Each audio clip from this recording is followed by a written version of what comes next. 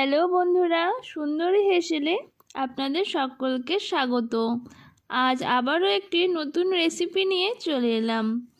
আজ আমি বানাবো বাঁধাকপির মুচমুচে পকোড়া। চলুন তাহলে আমি কিভাবে বাঁধাকপির পকোড়া তৈরি করি সেটা দেখা যাক।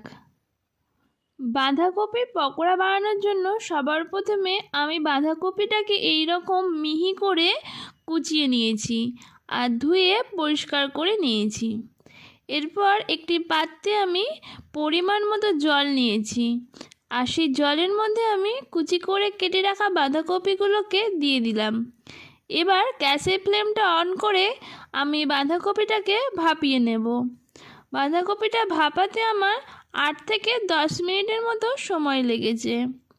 বাঁধাকপিটা ভাপানো হয়ে গেলে আমি চুবড়ির নিচে একটি পাত্র রেখে ভালোভাবে বাঁধাকপিটাকে জল থেকে ঝরিয়ে নিলাম। অবশ্যই আপনারা বাঁধাকপিটাকে ভাপিয়ে নেবেন। অনেকে কাঁচা করেন, কিন্তু একবার ভাপিয়ে করবেন, দেখবেন অনেক ভালো লাগে পকোড়াগুলো খেতে। এরপর আমি ঝুড়ি থেকে একটি বোলে বাঁধাকপি ভাপানোটাকে তুলে নিয়েছি। এরপর আমি এর মধ্যে দিচ্ছি স্বাদ মতো লবণ। আমি এখানে হাফ চা চামচ লবণ দিলাম আর দিচ্ছি হাফ চা চামচ হলুদের গুঁড়ো। এরপর অ্যাড করছি হাফ চা চামচ লাল লঙ্কার গুঁড়ো আর আমি দিচ্ছি কাশ্মীরি লাল লঙ্কার গুঁড়ো 1 চা চামচ, যাতে খুব সুন্দর পকোড়াতে একটা কালার আসে। সবকটা উপকরণ দেওয়া হয়ে গেলে আমি হাতে করে বাঁধাকপিটাকে ভালোভাবে মাখিয়ে নিচ্ছি সব মশলার সাথে। মশলার সাথে বাঁধাকপিটাকে ভালোভাবে মাখিয়ে নেওয়ার পর আমি 2 থেকে 3 মিনিট এটা রেস্টে রেখে দিয়েছিলাম। এরপর আমি এর মধ্যে দিচ্ছি কুচি করে কেটে রাখা পেঁয়াজ। আমি এখানে একটা পেঁয়াজ দিয়েছি। এরপর আমি এর মধ্যে দিচ্ছি হাফ চা চামচ রসুন বাটা আর দিচ্ছি হাফ চা চামচ আদা বাটা। এরপর আমি এর মধ্যে দিচ্ছি 1 চামচ কাঁচা লঙ্কা কুচি। আপনারা কাঁচা লঙ্কা বাটাও ইউজ করতে পারেন। আর দিচ্ছি বেসন। এখানে আমি বেসনের পরিমাণটা একটু বেশি রেখেছি, 3 চামচ পরিমাণ আমি এখানে বেসন ইউজ করেছি। আর আমি এরপর দিয়ে দিচ্ছি হাফ চা চামচ গরম মশলা গুঁড়ো। আমার সবকটা উপকরণ দেওয়া একদম কমপ্লিট হয়ে গেছে। এরপর আমি খুব ভালোভাবে সব কিছুকে হাত দিয়ে মাখিয়ে নেব। খুব ভালোভাবে কিন্তু সব কিছুকে মাখিয়ে নিতে হবে। এখানে একটু বেসনের পরিমাণটা বেশি রাখবেন, কারণ বাঁধাকপিটা যেহেতু ভাপানো হয়েছে তাই একটু জল বেরোতে পারে, তাই একটু বেশি করে আপনাদের বেসনটা দিতে হবে। দেখুন আমার বাঁধাকপিটা খুব ভালোভাবে সব কিছুর সাথে মাখানো কমপ্লিট হয়ে গেছে। এরপর ভাজার জন্য আমি একটা কড়াই নিয়েছি আর তাতে পরিমাণ মতো সাদা তেল দিয়ে দিলাম। যেহেতু ডুবো তেলে ভাজা হবে তাই পরিমাণের তেলটা একটু বেশি দিতে হবে।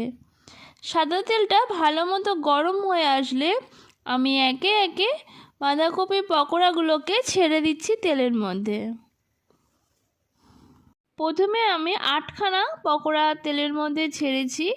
এরপরে আমি আবারও কিছু পকোড়া ভেজে নেব।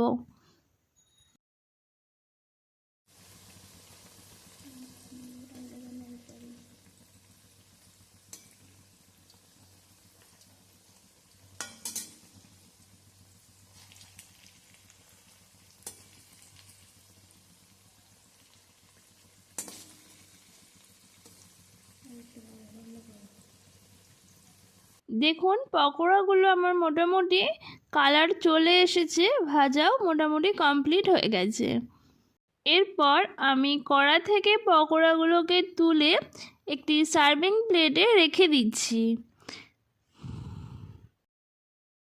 এরপর আমার আরও কিছু পকোড়া ভাজা বাকি আছে, আমি সেই পকোড়াগুলোকেও ভাজবো।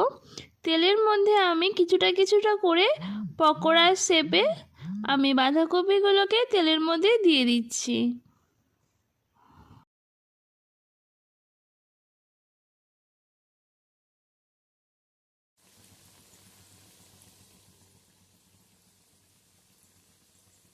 এরপর আমি পকোড়াগুলোকে তেলের মধ্যে এপিট ওপিট উল্টে পাল্টে ভালো মতো লাল করে ভেজে নিতে হবে।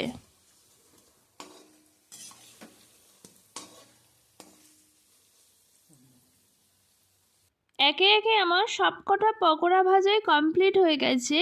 এই পকোড়াগুলোকেও আমি সার্ভিং প্লেটে তুলে নিলাম। ব্যাস, আমার আজকের বাঁধাকপি পকোড়া রেসিপি একেবারে কমপ্লিট হয়ে গেছে।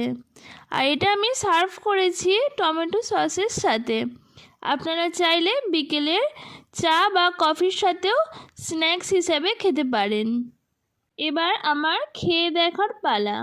সসের সাথে ডুবিয়ে এই পকোড়া খেতে খুবই ভালো লাগছে। আমার আজকের রেসিপি আপনাদের কাছে কেমন লাগলো সেটা অবশ্যই কমেন্টে জানাবেন। যদি ভালো লেগে থাকে তাহলে একটা লাইক করবেন আর শেয়ার করবেন। আর নিত্য নতুন রান্না দেখতে আমার চ্যানেলটাকে প্লিজ সাবস্ক্রাইব করে আমার পাশে থাকবেন। আজকের মতোই ধন্যবাদ। দেখা হচ্ছে পরবর্তী ভিডিওতে।